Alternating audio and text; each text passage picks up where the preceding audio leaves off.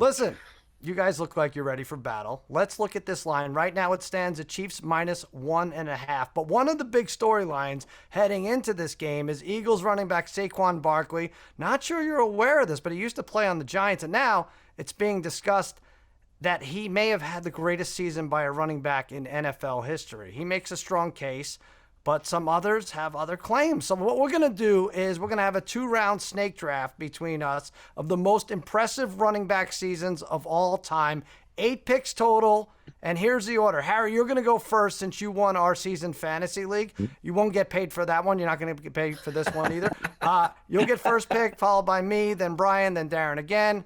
Darren twice, all right? And then we'll go back in order. All right, Harry? All right, let's do it. Ready? Start us off. Greatest running back season of all time. Pick number 1. Well, Barkley was very close. And by the way, his rookie season, tremendous for the Giants, too, in 2018. 91 receptions with 2,000 yards. But I'm going to go 2006, Sal. LaDainian Tomlinson of the Chargers, over 1,800 yards. He had 28 rushing touchdowns. He was second in the team in receptions with 56.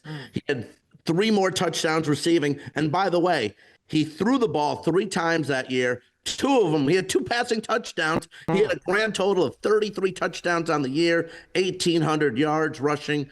Tremendous year. I'm going LaDainian Tomlinson first.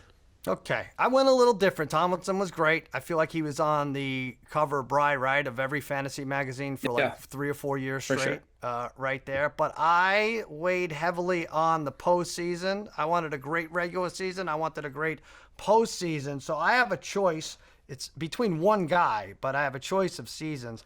I am going to go Emmitt Smith, 1993, because he's the only running back to win MVP and MVP of the Super Bowl, 1,900 scrimmage yards, beat the Bills 30-13 in the Super Bowl. That's the Thurman Thomas helmet game. And like I said, until that's topped, where a running back wins MVP for the season and MVP for the postseason, that's going to be the guy. Parlay Kid, I know you remember that very well, yes, right? Sir. It's not your turn yet. Just say yes or no. Okay. Yes, sir. Bri, you're up. Pick number 3. Yeah, pick number 3, Sal. I'm going to go with Terrell Davis in 1998. You know, he was coming off a Super Bowl MVP season where he had 8 rushing touchdowns in the postseason, right? He was fantastic in 97, right? But then in 98, he was even better personally. He rushed for 2,000 yards, 21 touchdowns. And look, another great season that led to a second Super Bowl there for the Broncos. So I'm going to go with Terrell Davis in 98, Sal. All right, Parlay Kid, 2 to you or 2 to Lou? You have 2 picks here. Yeah, once again, this is always the reason why I fail in fantasy. I always have a late pick, Sal. Once again, screwed with the draft process. That's the only reason why I never win. So, Sal, I'll go 1999 Marshall Faulk here. So I talk about a winner as well. 1,380 rushing yards, averaged 5.46 yards per carry, and Sal, 87 catches for another 1,000+ yards. This is an all-time great season, was second in the MVP voting as well, offensive player in the year. Let's make the 4th pick of this draft, Marshall Faulk.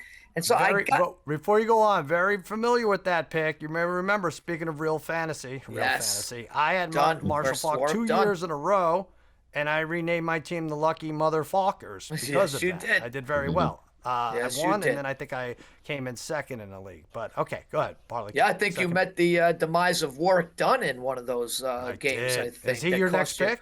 No, I'm staying away from Warwick Dunn. So I have to go with 1997 Barry Sanders.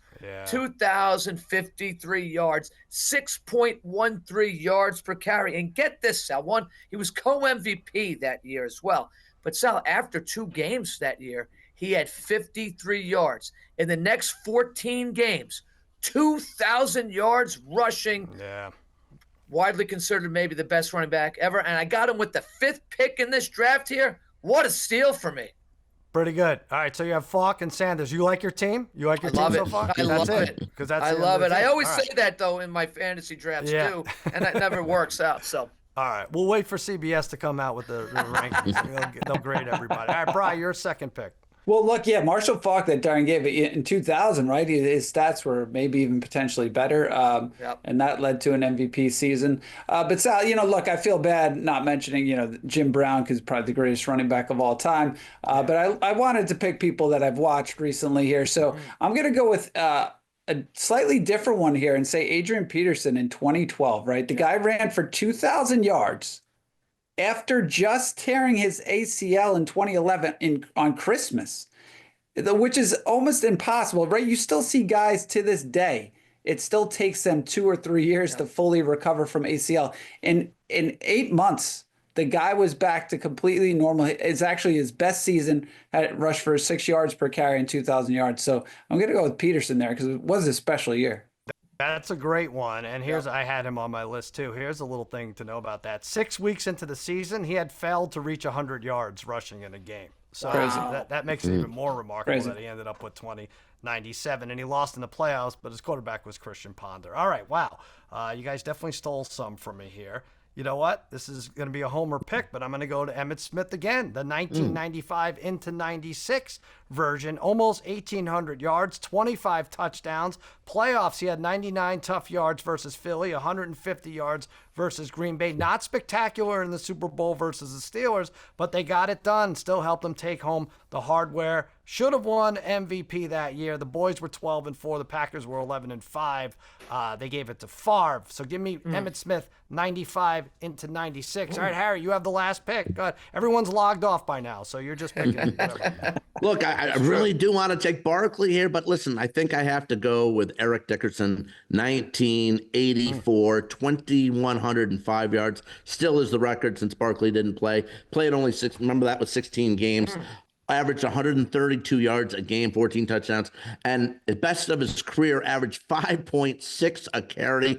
And so I'm going to go Dickerson 84, but if you look at 83 too, just throwing out Eric Dickerson's numbers. By the way, the guy had 0 fumbles in the year of 1983, 1,800 yards and 18 touchdowns. Second on the team in receptions and had over 400 yards, had 51 receptions. Eric Dickerson, 83, 84, tremendous. All right, so we proved conclusively that Saquon Barkley isn't in the top 8 best seasons ever. Wow, unbelievable. We might have had to do another 3 more rounds. I mentioned him twice. Yeah, all right. He got a nice honorable mention. Yeah. All right.